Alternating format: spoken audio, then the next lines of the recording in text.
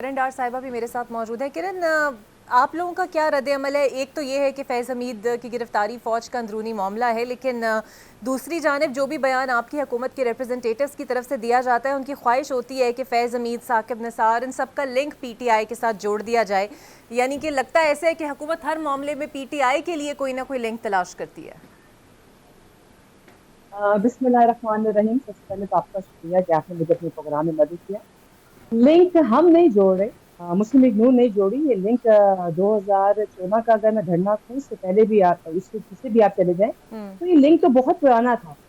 اور آج جب فیض حمید صاحب خلافوں کے پیچھے، تو وہ ڈیفینیٹلی ایک ادارہ ہے، اس کا احتساب کا اپنا ایک طریقہ ہے، اور وہ اپنے طریقے پر قائم و دائم ہے، اور وہ اپنا اس طریقے کو استعمال کر رہے ہیں۔ اب ہم ہمارے اوپر یہ نہیں کہہ سکتے، یا مسلم نون کے اوپر یہ الزام نہیں لگ سکتا کہ وہ لنک جوڑنے کی کوشش کر رہی ہیں۔ آپ عدلیہ کی بات کریں، بھی نثار صاحب نے بڑی اچھی بات کی کہ 2014 جب عدلیہ کے پاس ان کے کیسز گئے تو صادق اور امین، مجھے بتائیں، آپ اور میں مسلمان ہیں، صادق اور امین لفظ جو ہے نا، وہ آپ کا اور میرا ایمان ہے کہ حضور پاک صلی اللہ علیہ وآلہ وسلم خاتم النبیین کے علاوہ دنیا میں کسی کے اوپر نہیں ہے۔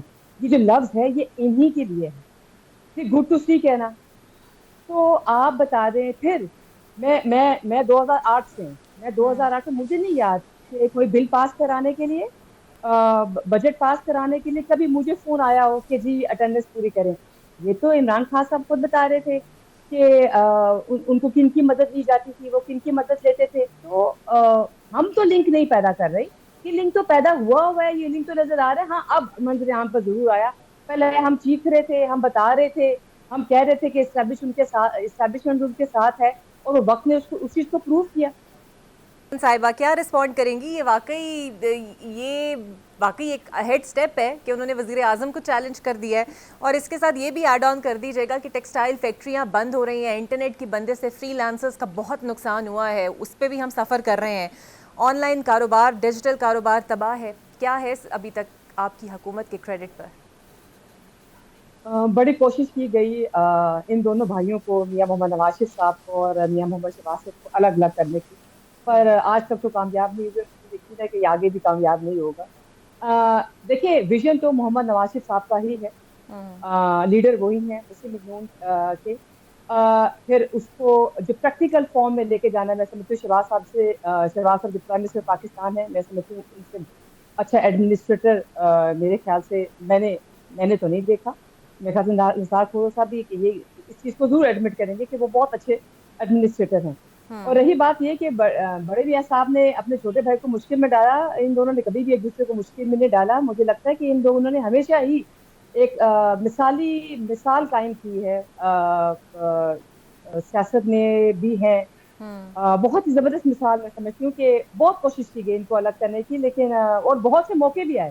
یہ موقع آج بھی آپ کے سامنے آ رہے ہیں کہ شہباز صاحب کو کتنی آفرز ہوئی کہ وہ اپنے بھائی کو چھوڑ دیں اور وہ پرائم منسٹر بن جائیں، وہ 10 سال کے لیے پرائم منسٹر بن جائیں، وہ 20 سال کے لیے پرائم منسٹر بن جائیں، لیکن وہ ساری انہوں نے ٹھوکریں جو ہے، آفریں جو ہیں وہ ٹھکرائی۔ وہ آپ کے سامنے بھی ہے، وہ میرے سامنے بھی ہے، کوئی ڈھکی چھپی بات نہیں ہے۔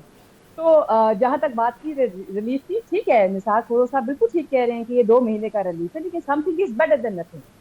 چلیں، 3 مہینے کا ریلیف دیا پرائم منسٹر پاکستان نے، شہباز صاحب نے پہلے یونٹ 1 یونٹ سے لے کے 200 یونٹ تک۔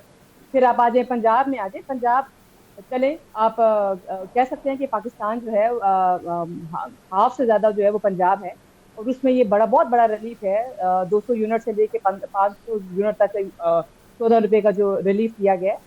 آپ نے یہ بھی دیکھا ہوگا کہ اس ریلیف سے 2-3 دن پہلے جب ارشد ندیم صاحب کے ساتھ شہباز صاحب جو تھے اسلام آباد میں ایک فنکشن میں تھے، تو وہاں پہ انہوں نے کہا تھا میں جلد ہی عوام کو جو خوشخبری دوں گا، اور ڈیفینیٹلی وہ کچھ عرصے تک خطاب کریں گے جس میں ایک نیا ریلیف دیں گے۔ ٹھیک ہے، ایسا نہیں ہے کہ یہ ریلیف 2 مہینے تک ہی ہے، یہ ریلیف آگے بھی چلے گا، اور ٹھیک ہے۔ اس وقت تک کی جو کوششیں تھی اس کوششوں میں یہ کوشش کی گئی۔ جہاں آپ نے دوسرا سوال کیا انٹرنیٹ کی بندش کا، میرے خیال سے شزا خواجہ فاطمہ نے بڑی اچھے طریقے سے کل ایک پریس کانفرنس کی، جس میں کہا کہ وی پی ایف کے تھرو جو ڈائریکٹ ایکسیس کر دیا جاتا ہے نیٹ کو، اس کی وجہ سے یہ سلو ڈاؤن ہوتا ہے۔ تو مجھے نہیں لگتا کہ اس کے اندر مجھے بھی کوئی ٹیکنیکلی، اور اس کو بڑے اچھے طریقے سے انہوں نے بریف کیا۔ फर्दर मैं ब्रीफ करूं तो मुझे नहीं लगता कि मुझे ब्रीफ करने की जरूरत है. हाँ, डेफिनेटली इससे फर्क पड़ा. उनको बहुत से इसे आईटी से रिलेटेड लोगों को ऑन बोर्ड लेना चलिए चाहिए था. किरण,